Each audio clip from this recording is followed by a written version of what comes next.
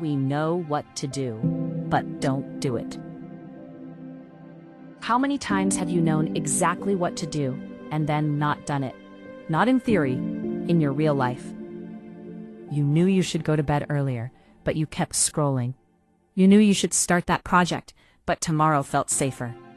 You knew you should stop answering that message, but you replied anyway. You knew you should say no, but you said yes again. And almost immediately, judgment arrives. I lack discipline. I'm inconsistent. I always sabotage myself. There's something wrong with me. If this sounds familiar, I want you to do something right now. Just notice your body. Notice how quickly blame shows up. Today I want to tell you something clearly, right from the start. The problem is not that you're incapable. And it's not that you lack motivation. In this video, I won't ask you to push harder. Won't give you slogans to repeat in the mirror.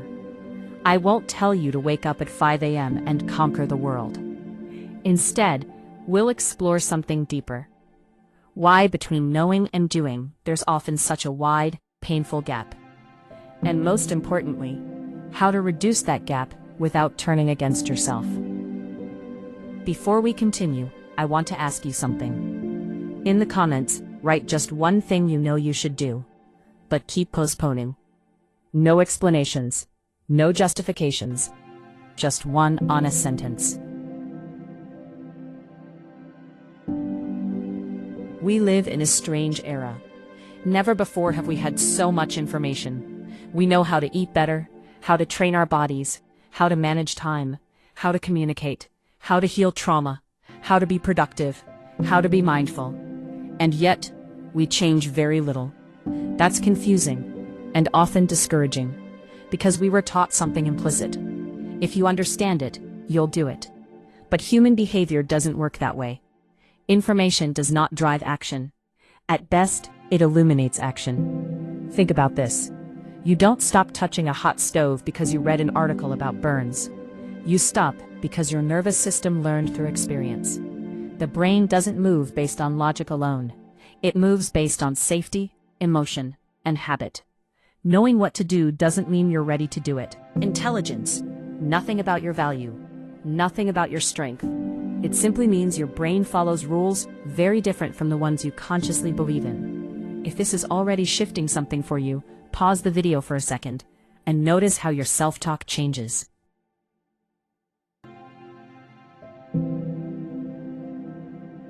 Here's something that changes everything once you see it.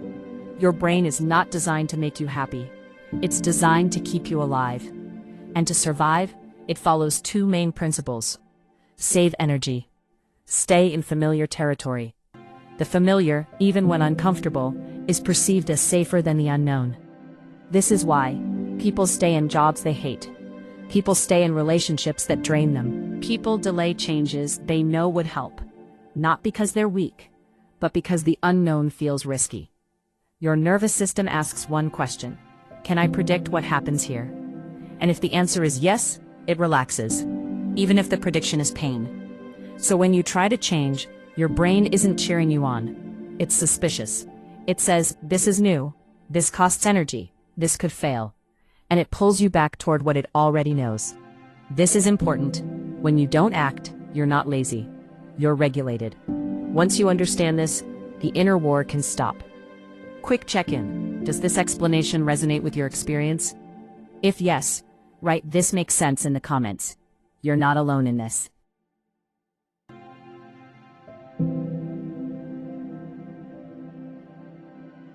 Now we go one layer deeper. We don't act against the idea we have of ourselves. Our actions seek coherence with our identity. If you see yourself as, I'm someone who always quits, you will quit. If you see yourself as, I'm not disciplined, every obstacle becomes proof, even when you want to change, because change threatens identity. Your mind prefers a painful identity over an unfamiliar one. That's why drastic changes rarely last. They ask you to behave like someone you don't yet feel you are, so your system resists. Not consciously, quietly, through delay, through distraction, through self-sabotage. Here's a powerful reflection. What story about yourself is your behavior trying to protect? Take 10 seconds. If you want, share that story in the comments. Writing it already weakens it. Let's talk about motivation.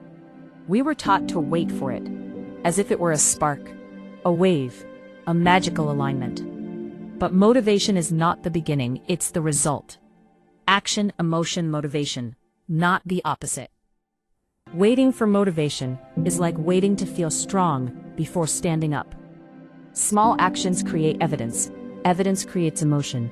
Emotion fuels motivation. This is why people who seem disciplined are often just people who started very small and didn't stop. Ask yourself, where am I waiting to feel ready? Drop that question in the comments and let it sit with you.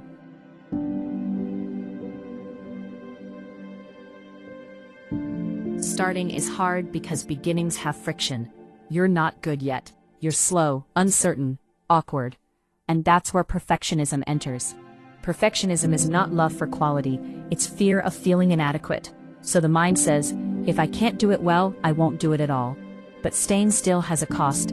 It's just invisible at first. Over time, it becomes regret, loss of trust, distance from yourself. If you've been stuck at the beginning of something, pause the video and breathe. You're not behind. You're just at the friction point.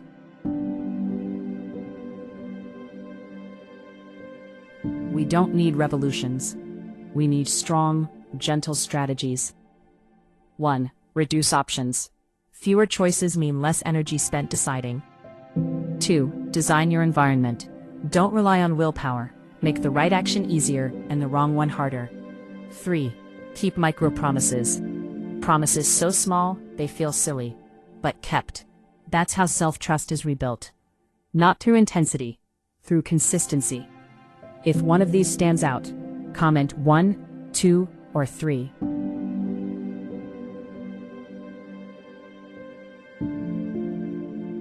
If you often don't do what you know you should, you're not broken. You're human, with a predictable brain and habits that once made sense.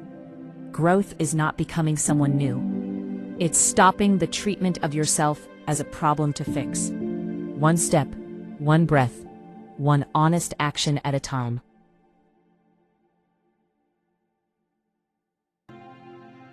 If you often don't do what you know you should, you're not broken. You're human, with a predictable brain and habits that once made sense.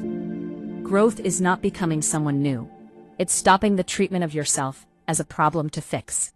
One step, one breath, one honest action at a time.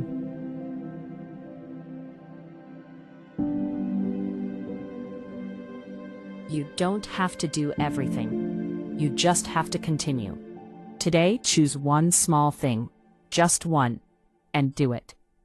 If this video helped you see yourself with more clarity and less judgment, like the video. It helps the channel grow. Comment with the one small action you'll take today. Subscribe and follow Breathe Then Go if you want more calm, grounded clarity in your life. Here, we don't rush. We walk with direction. And over time, that changes everything.